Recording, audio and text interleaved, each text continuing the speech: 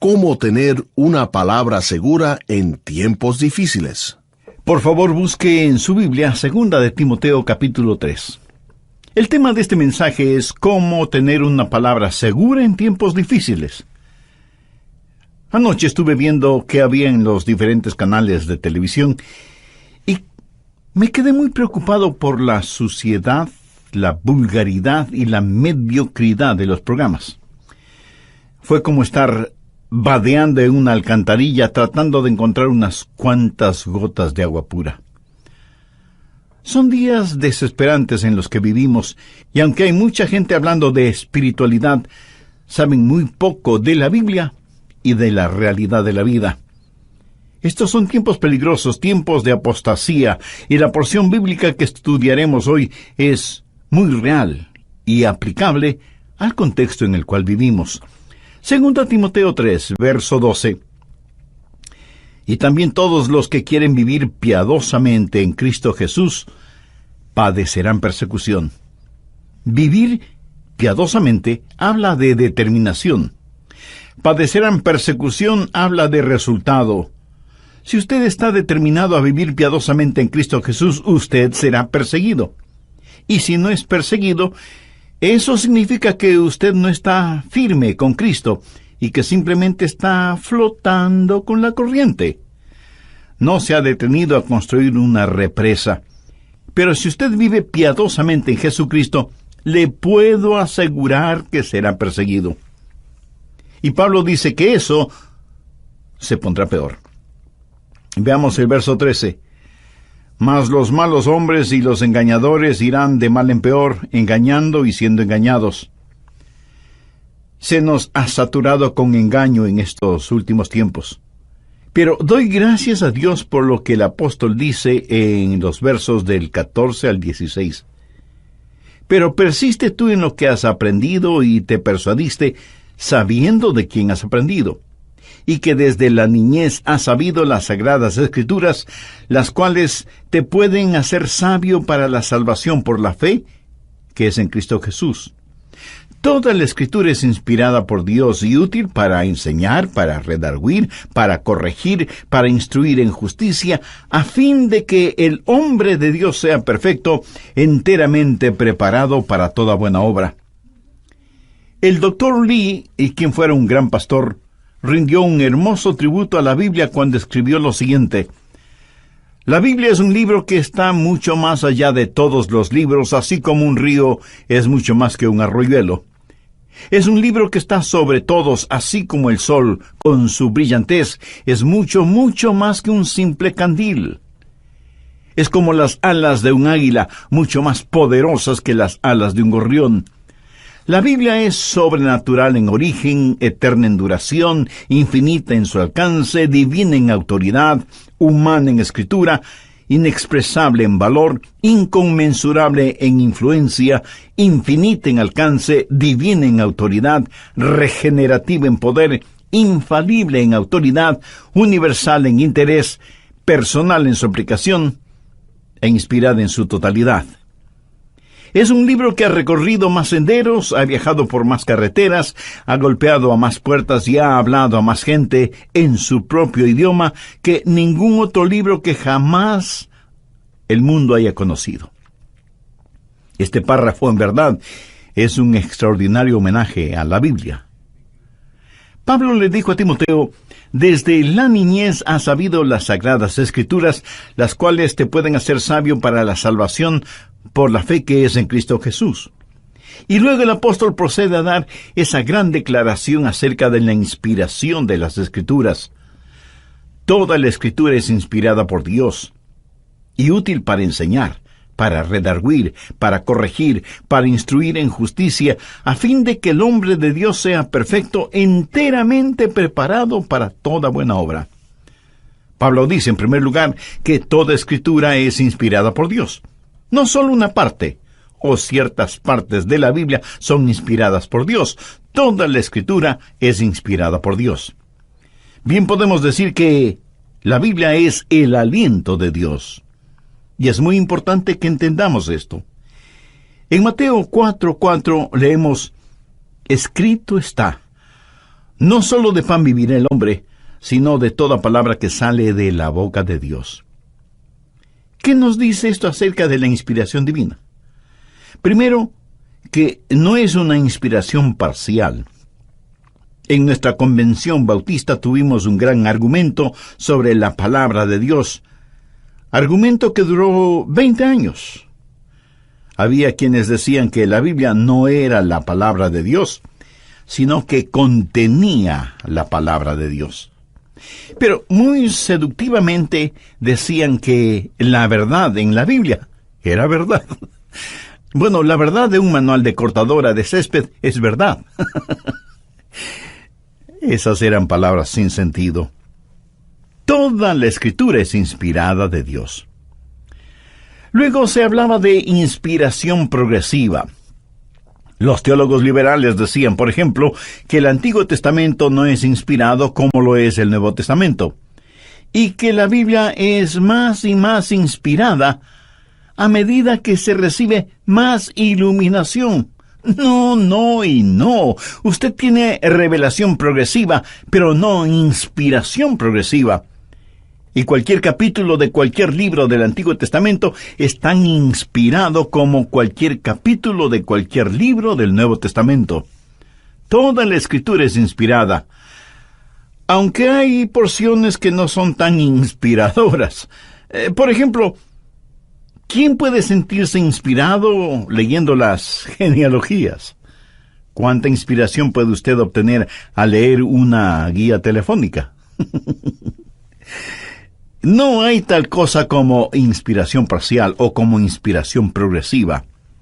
Lo que sí hay es inspiración plena, que sencillamente significa que toda la Escritura es inspirada por Dios. Y esto incluye la inspiración verbal. Algunos dirán, los pensamientos son los inspirados, pero no las palabras. Amigo, nadie puede saber que usted tiene pensamientos a menos que los exprese con palabras. Es como decir que se puede estudiar matemáticas sin necesidad de usar números. ¡Qué tontería!, ¿verdad? La Biblia es inspirada. Las Escrituras son inspiradas. Y porque son inspiradas, son instructivas. Le diré por qué y para qué la Biblia es tan útil. Es útil para la doctrina. ¿Qué es doctrina? Un pequeño niño definió doctrina de la siguiente manera. Doctrina es lo que la gente necesita cuando se enferma. El muchachito confundió doctrina con doctor. Doctrina significa enseñanza. Tenemos la Biblia para que nos enseñe lo que es correcto, pero también sirve para redarguir, o sea, para mostrarnos lo que no es correcto. También sirve para instruir en justicia. La Biblia nos da lo que es justo, nos muestra lo que es incorrecto, nos dice cómo ser justos y permanecer justos, y nadie puede hacer eso a menos que permanezca en la palabra de Dios. Las Escrituras son instructivas. ¿Qué es lo que hacen las Escrituras? Primero, son instrumentales en la salvación. En el verso 15, Pablo le dice a Timoteo, desde la niñez has sabido las sagradas Escrituras, las cuales te pueden hacer sabio para la salvación.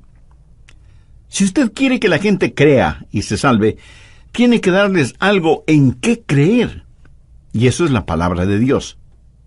Y si usted no siembra la palabra, no espere tener una cosecha. Escúcheme, la gente no se salva por su testimonio, ni por sus ideas, ni por sus filosofías. La Biblia dice en 1 de Pedro 1:23, siendo renacidos, no de simiente corruptible, sino de incorruptible, por la palabra de Dios que vive y permanece para siempre. Usted puede leerla, puede citarla, pero lo que quiera que haga es la palabra de Dios la que debe compartir con las demás personas para que sean salvas. Por lo tanto, la Biblia es instrumental en la salvación. Segundo, es instrumental en la santificación. Pablo dice que las Escrituras nos han sido dadas a fin de que el hombre de Dios sea perfecto. Esto no significa sin pecado, porque No hay nadie sin pecado. La palabra perfecto, telelos en griego, significa maduro. Dios quiere que crezcamos. Usted nunca será un cristiano maduro y fuerte hasta que se sumerja en la palabra de Dios. Tercero, es instrumental en el servicio. Mire lo que dice el verso 17, a fin de que el hombre de Dios sea perfecto, enteramente preparado para toda buena obra. La idea aquí es la de un soldado y su equipaje cuando va a la batalla. Dios no le envía a la batalla desarmado. Él le da lo que necesita para que le sirva. Y siendo que todas estas cosas son verdaderas, déjeme decirle cómo tener fe en la palabra de Dios. Al respecto, quiero compartir con usted 3 razones básicas. Primera, nuestra fe está enraizada en la evidencia. Cuando yo era un niño, se me dijo que la Biblia era la palabra de Dios. Y lo creí. No debido a ninguna evidencia, sino porque así me lo dijeron. Y eso está bien. Es bueno. Así fue con Timoteo, quien desde la niñez ha sabido las Sagradas Escrituras. Siendo niño, le dijeron que crea en la Biblia. Y es así como la mayoría de nosotros llegamos a conocer y a creer en la Biblia. Nuestros padres o madres o nuestro pastor o el profesor o profesora de la escuela dominical nos enseñaron que la Biblia es la palabra de Dios y lo creímos. Pero usted va a descubrir que en nuestro mundo actual va a necesitar otras razones para creer en la Biblia. Ahora, la fe tiene sus raíces en la evidencia. Nuestra fe no es una fe ciega. La verdadera fe está anclada en la evidencia. La fe ciega en realidad no es fe, es superstición. La verdadera fe es la unión de la revelación y la confianza en esa revelación. Si alguien me dice que crea en algo, yo preguntaré por qué.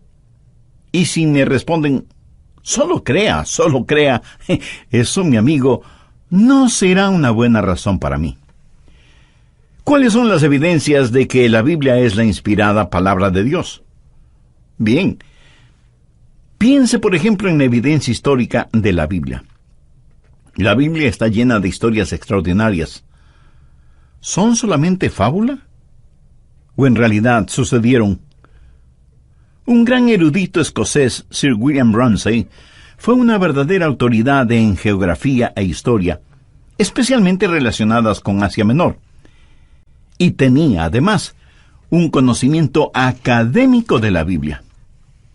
En verdad, él nunca había estudiado la Biblia, pero estaba convencido de que no era más que un libro de fábulas.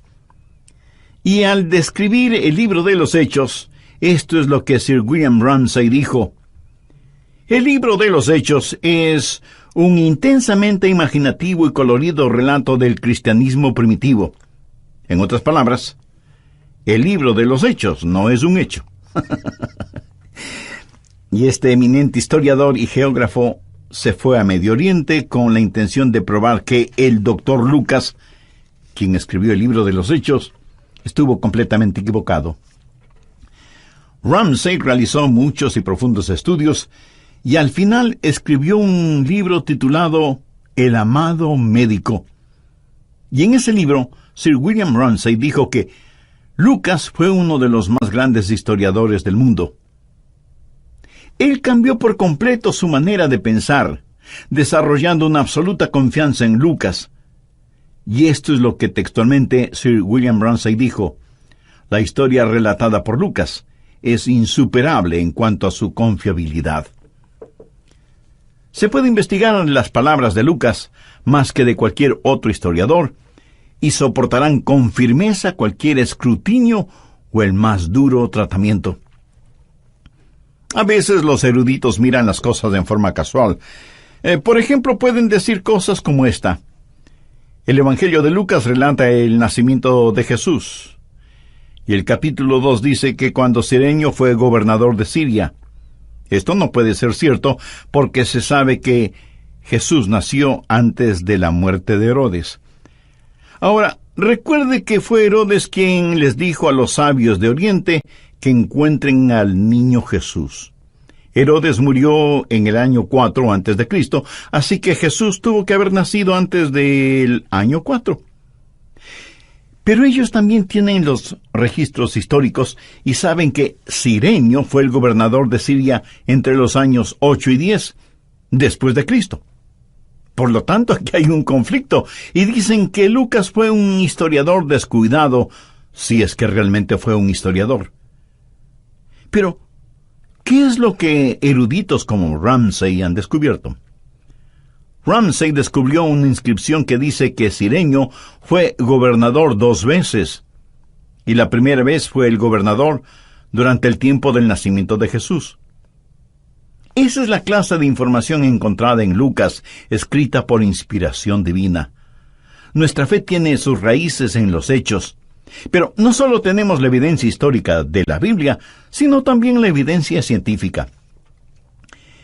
En mi biblioteca tengo un pequeño librito titulado Ninguna de estas enfermedades, escrito por un médico, el Dr. Macmillan.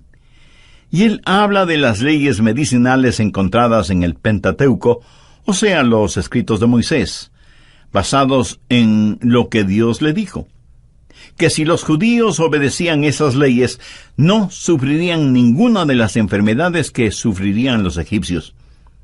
El Dr. Macmillan habla de que los egipcios creían, en cuanto se refiere a la medicina, que de acuerdo a los papiros Ebers, estos papiros son el compendio del conocimiento que los egipcios tenían de la medicina en los tiempos de Moisés, y algunos de los tratamientos médicos egipcios son poco menos que absurdos.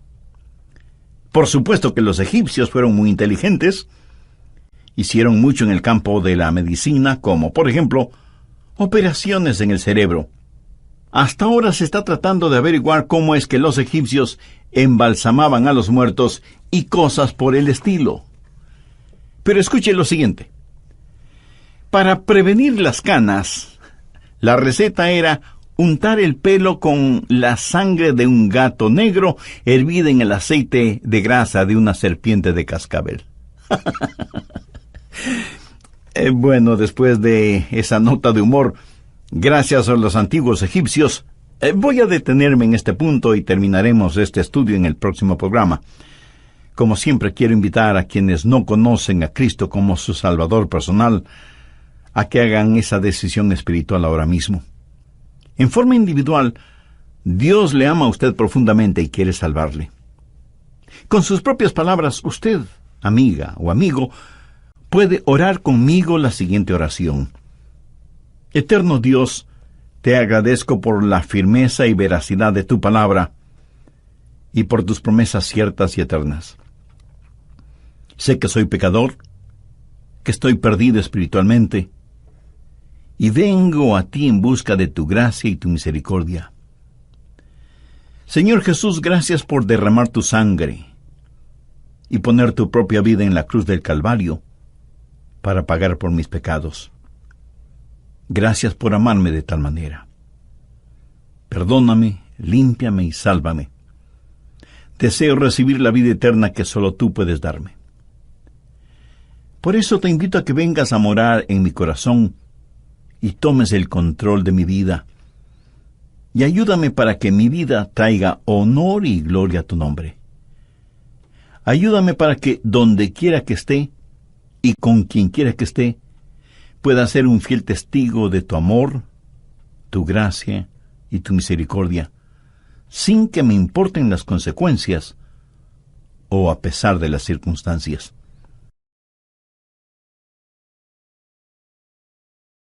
$60 millones de personas murieron debido a la plaga negra. La gente caía muerta en las calles y nadie sabía cómo controlar esa plaga. ¿Sabe qué? No fue la ciencia ni los doctores quienes pudieron controlar esa plaga. Fue la iglesia. Cuando, yendo a las páginas de la Biblia, leyeron en Levítico 13:46, todo el tiempo que la llaga estuviera en él será inmundo, estará impuro y habitará solo, fuera del campamento será su morada. Amigo, eso en la actualidad es lo que se llama cuarentena.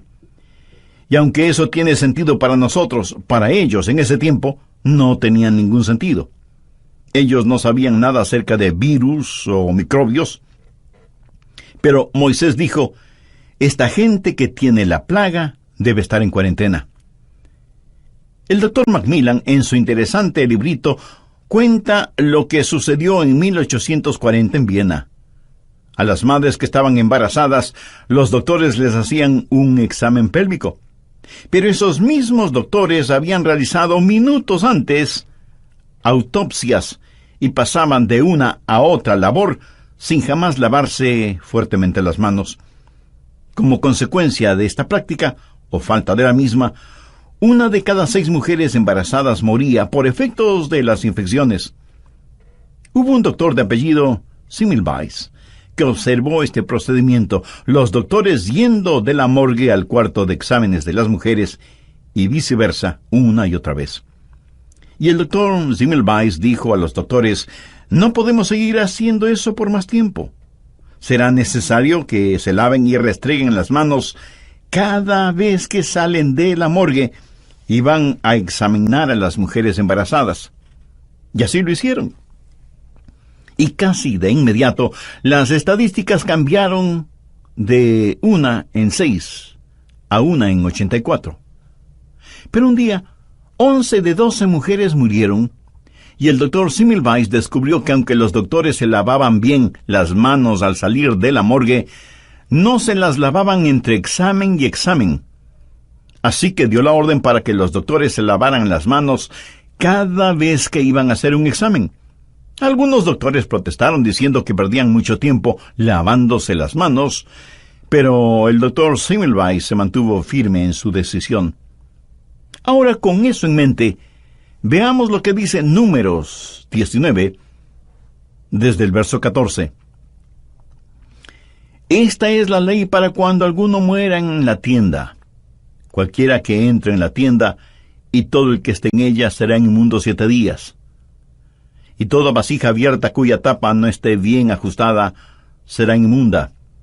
Y cualquiera que tocare a algún muerto a espada sobre la faz del campo, o algún cadáver, o hueso humano, o sepulcro, 7 días será inmundo. Y para el inmundo tomarán de la ceniza de la vaca quemada de la expiación, y echarán sobre ella agua corriente en un recipiente. Y un hombre limpio tomará hisopo, y lo mojará en el agua, y rociará sobre la tienda, sobre todos los muebles, sobre las personas que allí estuvieren, y sobre todo aquel que hubiere tocado el hueso, o el asesinado, o el muerto, o el sepulcro. Y el limpio rociará sobre el inmundo al 3º y al 7º día.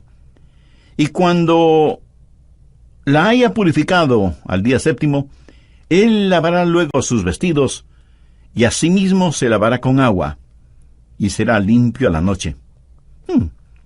¿Qué significa todo esto? En realidad no es más que lo que el doctor Semmelweis dijo a los doctores. Tienen que lavarse las manos con bastante agua, y tienen que hacerlo repetidamente.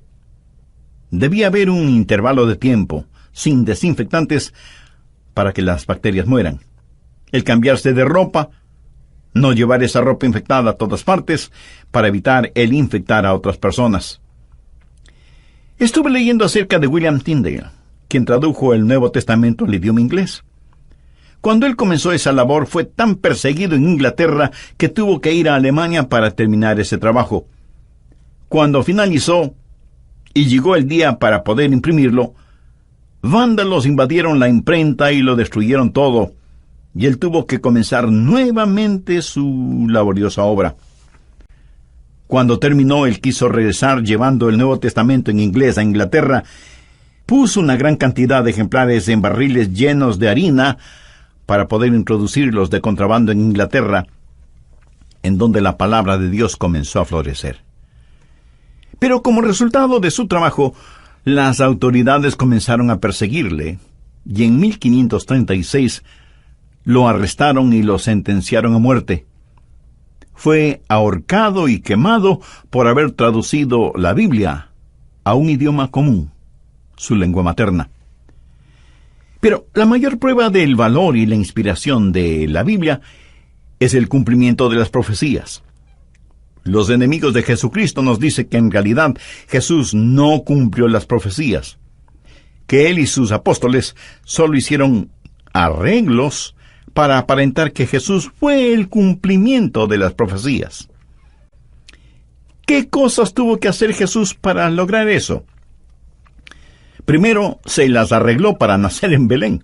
Amigo, usted determinó el sitio en donde iba a nacer. La profecía de Miqueas dice que nacería en Belén Efrata, y así mismo sucedió. Luego, Jesús se las arregló para que el profeta Isaías, 700 años antes de que Jesús naciera, diera detalles precisos de su nacimiento. Ese sí que fue un arreglo extraordinario, ¿no le parece? Luego se las arregló para que el Salmo 22 describiera su crucifixión y la perforación de sus manos y sus pies en un tiempo cuando la crucifixión era totalmente desconocida como castigo capital. La crucifixión fue un invento romano. El apedreamiento era el castigo conocido cuando se escribió el Salmo 22, pero los enemigos de Jesús dicen que él arregló todo eso. Y Jesús arregló el ser crucificado entre dos ladrones, uno a su izquierda y otro a su derecha, como cumplimiento de lo que Isaías profetizó en Isaías 53, y de lo cual leemos en Mateo capítulo 27. Y no debemos olvidar los arreglos que hizo Jesús para que Judas lo traicionara por 30 piezas de plata, exactamente como lo profetizó Zacarías en el capítulo 11, verso 12. Pero el argumento clásico es el siguiente. Dicen que Jesús arregló para que al tercer día él saliera de la tumba, y luego para ser visto por más de 500 testigos. No me digan que eso fue una alucinación. Segundo, la fe anclada en la evidencia va más allá de la evidencia. Dios no tiene que probar nada. Sin embargo, Dios nos da evidencias. Pero llega un momento en que usted debe ir más allá de la evidencia, hacia la fe. Busque Juan 7:16. Jesús está hablando con los que dudaban y les dijo: mi doctrina no es mía, sino de aquel que me envió. El que quiera hacer la voluntad de Dios conocerá si la doctrina es de Dios, o si yo hablo por mi propia cuenta. ¿Qué quiere decir esto? Que si usted rinde su voluntad a Dios, Él se le revelará. Verá, fe no es una respuesta intelectual a Dios. La fe va mucho más allá. Fe es una respuesta moral a Dios. Jesús dijo: mis ovejas oyen mi voz. Si usted quiere conocer la verdad, Dios le hablará desde las páginas de las Escrituras y como resultado usted tendrá fe. Fe no es primordialmente algo intelectual, es algo moral. En Hebreos 3:12 leemos: mirad que no haya en ninguno de vosotros corazón malo de incredulidad. No está hablando de una cabeza vacía, sino de un corazón malo. Usted puede creer si quiere creer. Dios se revelará a aquel que desea entender. Cuando mis ojos están bien, respondo a la luz. Cuando mis oídos están bien, responden al sonido. Cuando mi corazón está bien, responde a Dios. Fe es la respuesta moral a Dios, y Él siempre le dará suficiente evidencia para creer, y le dará su Espíritu Santo para que pueda crecer. Tercero, la misma fe viene a ser su mejor evidencia. Busque el Salmo 34:8. Gustad y ved que es bueno Jehová, dichoso el hombre que confía en Él. Yo nací en la Florida y allí abundan los mangos, y a mí me fascinan los mangos, qué ricos que son, y si usted nunca los ha probado, no sabe lo que se pierde. Ahora, debo reconocer que muchas personas no saben lo que son los mangos. Suponga que alguien le regala un mango. Es una hermosa fruta. Usted puede decir que luce muy bien. Y si huele un mango, dirá que huele bien. Pero entonces pregunta, ¿cómo sé que realmente es bueno? Y alguien podrá responderle, porque los mangos siempre son ricos. Bueno, espere un minuto. Ese mango luce muy bien y huele muy bien, esa es la evidencia. Y cuando alguien dice que los mangos son deliciosos, eso es testimonio. Pero cuando usted come un mango, eso es experiencia. ¿Ha escuchado y recuerda la historia del hombre que nació ciego y que Jesús lo sanó? Los fariseos y los líderes religiosos le preguntaron al ex ciego, ¿quién te sanó? ¿Cuáles eran sus credenciales? Explícanos lo que te sucedió.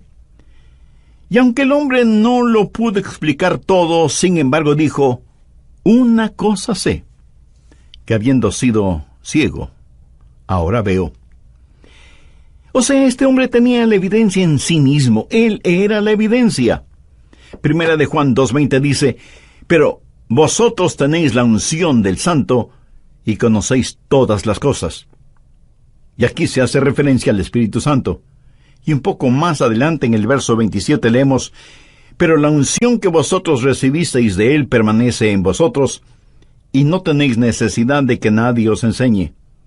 Así como la unción misma os enseña todas las cosas, y es verdadera y no es mentira, según ella os ha enseñado, permaneced en él. Guillermo Camper fue un hombre que vivió hace mucho tiempo y que sufría frecuentes lapsos de desaliento, y sin embargo escribió las siguientes palabras. Dios se mueve en formas misteriosas para realizar sus maravillas. Pero antes de que él escribiera eso, estuvo en un profundo estado de desánimo y desesperación. Tenía pensamientos suicidas. Como vivía en Inglaterra, pensó tirarse al río Thames y ahogarse. Alquiló un carruaje tirado por un caballo para que lo llevara hasta el río Thames.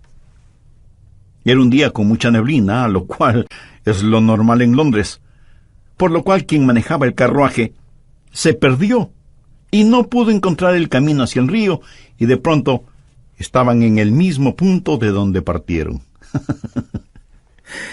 Guillermo Camper se desesperó aún más, compró una pistola, se la puso contra la sien, apretó el gatillo que por alguna circunstancia se trabó y no disparó.